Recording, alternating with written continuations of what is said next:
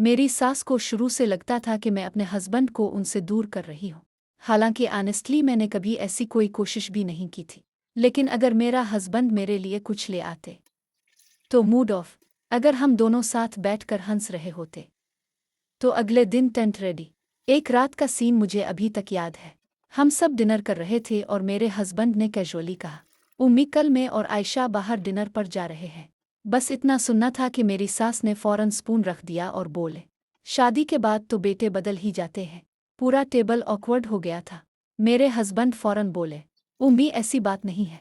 लेकिन उन्होंने वही सैड सा एक्सप्रेशन बना लिया जो माँओं का क्लासिक होता है। मैं पूरा टाइम खामोश बैठी रही क्योंकि मुझे पता था आखिर में विलन में ही बनूंगी। और हुआ भी यही।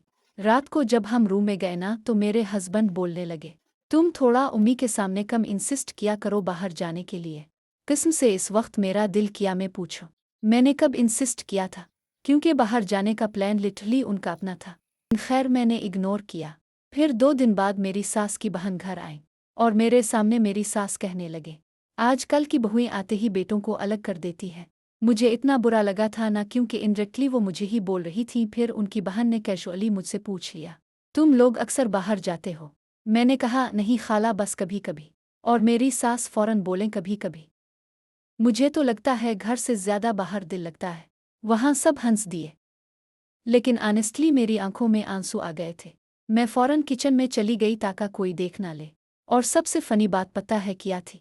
आधे घंटे बाद मेरी सास किचन में आए और ऐसे बिहेव करने लगें जैसे कुछ हुआ ही ना हो।